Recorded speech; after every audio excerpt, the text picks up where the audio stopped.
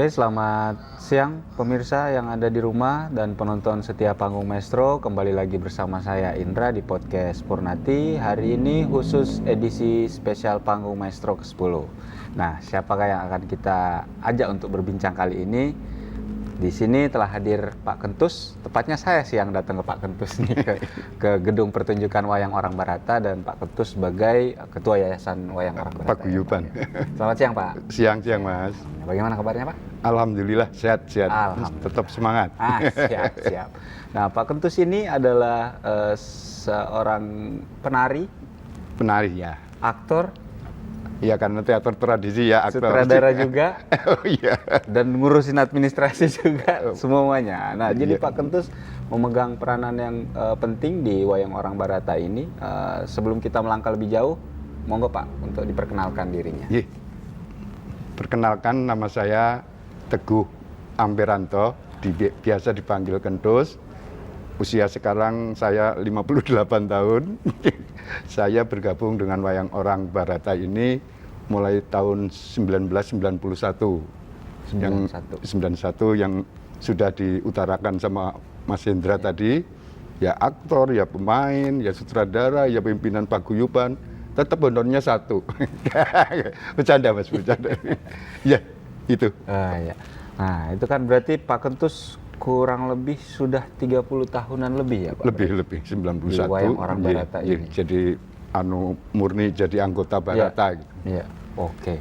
Nah, di rentan waktu 35 tahun dari 91 sampai sekarang nih Pak, apa yang membuat Pak Kentus ini masih tetap bertahan di Wayang Orang Barata? Iya, jadi awal mulanya saya dari daerah ya, sekolah di daerah, terus saya ditelepon sama tante saya, adiknya ibu, untuk melanjutkan sekolah di sini, di Jakarta. Iya.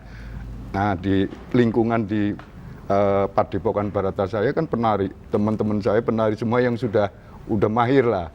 Jadi secara otomatis saya ketarik gitu, Iya. jadi ikut belajar nari, ikut belajar wayang dan lain sebagainya, sehingga saya memutuskan untuk masuk ke Paguyuban Wayang Orang Barata. Mungkin di samping itu panggilan jiwa, karena kakek, bapak saya semuanya itu seniman panggung semua.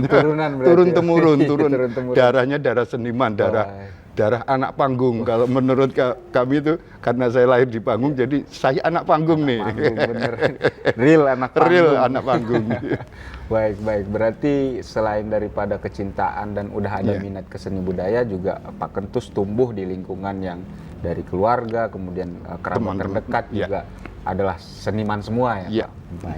Baik. Nah, Wayang Orang Barata kan ini bisa dibilang sebuah kesenian tradisional ya Pak? Iya, betul. Yang, kemudian lama gitu bertahan. Entah di Solo, kemudian di Jakarta ini Wayang Orang Barata lah yang kita kenal gitu. Apalagi di generasi saya gitu Pak. Apa kira-kira yang menjadi titik peralihan gitu Pak? Atau ada nggak penyesuaian yang dilakukan sama WOB sendiri dengan perkembangan zaman saat ini? Iya, jadi menurut saya itu seni itu hidup. Jadi wayang orang dari mulai Barata dulu ya, dari mulai 1972 gitu sampai sekarang itu perkembangan pasti selalu ada untuk menjawab tantangan zaman. Jadi dulu wayang orang Barata itu khususnya itu kalau main 5-6 jam loh Mas. Tapi kalau untuk saat ini nggak mungkin. Itu kita pendekan menjadi maksimal 2 jam. Itu tidak mengurangi benang merah cerita dan lain sebagainya, karena kita tadi itu seni itu hidup, dan masyarakatnya juga untuk sekarang untuk berlama-lama nonton gitu kayaknya nggak. Bioskop aja film itu 1 jam 2 jam. 1 jam 2 jam, jadi itu. Terus kedua, kami mensiasatinya untuk garapan-garapan tari yang dialog-dialog yang nggak dimengerti oleh penonton gitu agak dikurangi, tapi atraksinya yang kita tonjolkan, dan seni tarinya dan seni karakternya, seni teaternya yang kita tonjolkan di situ. Jadi mensiasati itu, perkembangannya seperti itu, jadi bertahan sampai saat ini. Karena Mas Hendra perlu tahu, kami sekarang udah generasi ke-11 atau 12. Saya generasi keempat Mas, dalam berkesenian gitu. Dan saat ini 80% pemain wayang orang Barata itu kelahiran Jakarta. Bayangkan anak saya kelahiran Jakarta, ponakan saya kelahiran Jakarta, yang Mas Indra mungkin tahu pergaulnya di luaran sana kan lulu gue. Iya, betul, Pak. Tapi setelah kembali untuk bermain wayang orang, dia mau, tidak malu, dan mampu untuk kembali menggunakan bahasa Jawa yang kromo inggil, bahkan ada sang sekertanya yang begitu sulit, tapi dia nggak malu dan mau. Dan saya tanamkan bahwa kesenian ini harus lestari sampai akhir zaman. Jadi untuk memotivasi. Terus yang kedua, ke adik-adik, ke anak-anak saya, ke ponakan-ponakan yang meneruskan generasi yang ke sekarang. Ini loh, contoh Mas Gendus, mengandalkan hanya wayang orang. Tapi negara mana yang belum saya datangi gitu. Hanya bermain wayang orang ya dengan tarian gitu. Jadi apapun pekerjaanmu, tapi kalau dilakukan dengan hati, pasti akan menghasilkan sesuatu. Saya gitu, tegas banget itu. Pak Kentus hanya seniman wayang orang, tapi bisa menyekolahkan anak-anak saya sampai kuliah. Kalau dihitung matematika kan nggak bisa. Susah ya, Pak? Susah, untuk hidup aja susah, tapi paling tidak kita meyakini itu kerjaan kami, Tuhan akan menolong. Pasti. Nah, itu tadi berarti siasat yang diterapkan oleh wayang orang Barata untuk bisa tetap bertahan di gempuran zaman.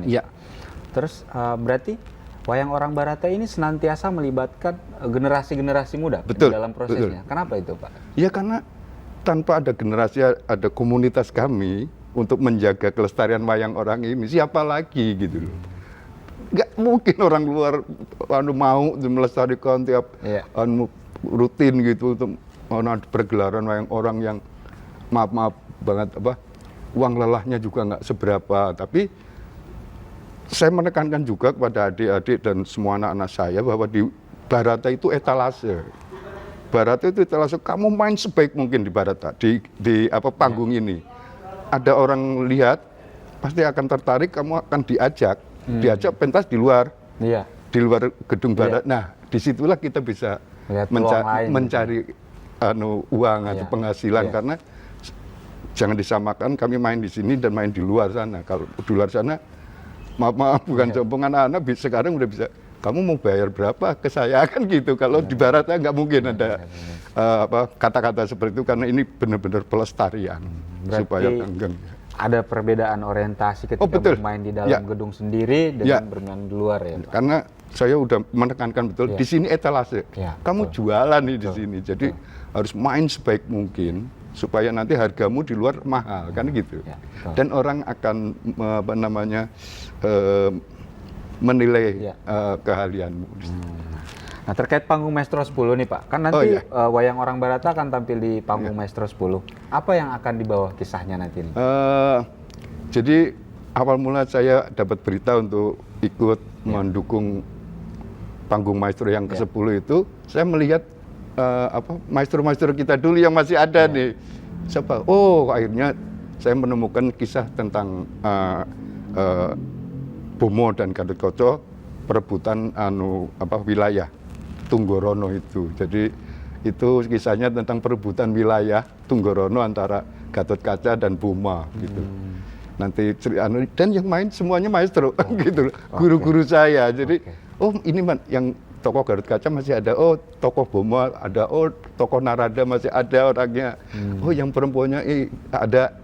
Jadi saya, cerita ini bagus banget. Kan hanya 30 menit ya. Tapi tetap didukung oleh anak-anak yang murid-muridnya beliau semua. Jadi tetap bisa melihat regenerasi wayang orang Barata di panggung nanti ya. Tanpa ada arahan dari beliau, saya juga nggak bisa meregenerasi. Alhamdulillah itu generasi 1 semua itu masih ada gitu loh. Jadi bisa mendampingi kami untuk semakin maju. Nah, penasaran kan akan seperti apa panggung Maestro 10 ini? Oke, terakhir nih, Pak. Apa kira-kira pesan Pak Kentus untuk generasi muda saat ini untuk meyakinkan mereka bahwa harta yang paling berharga itu bukan cuma keluarga tapi juga warisan budaya dan tradisi? Betul. Jadi saya berharap kepada generasi muda sekarang bahwa wayang orang itu tidak hanya sekedar tontonan, tapi tuntunan. Jadi di dalam setiap cerita wayang orang ada tuntunannya, untuk tuntunan untuk hidup, karena wayang itu bayang kehidupan. Jadi tidak hanya sekedar tontonan, tapi tuntunan dan ada tatanannya dalam suatu pergelaran gitu. Jadi jangan takut untuk melestarikan kesenian tradisi, bahwa itu di samping indah, itu tuh warisan dari nenek moyang kita yang harus dijaga betul, karena ini kesenian yang adiluhung. Karena menurut saya bangsa yang tidak menghargai budayanya itu nanti jati dirinya akan hilang gitu. Udah banyak kesenian-kesenian yang datang di luar negeri, tapi kalau kita mempertahankan budaya kita sendiri, jati diri kita akan muncul dengan sendirinya tanpa terpengaruh oleh sana dan sini. Itu harus tetap, karena itu bisa buat pijakan. Budaya itu bisa buat pijakan dalam melakukan kehidupan sekarang. Siap. Terima kasih Pak Kentus.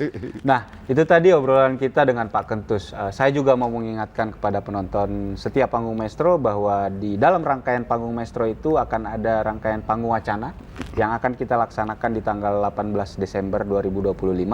Di situ kita akan membahas jauh lebih dalam bagaimana sih sebenarnya wayang orang Barata dan satu lagi kelompok kesenian Miss Cici. Jadi jangan lupa untuk menghadiri Panggung Maestro ke-10. Cukup sekian podcast dari kami. Assalamualaikum warahmatullahi wabarakatuh. Terima kasih Pak Kentus. Sami-sami.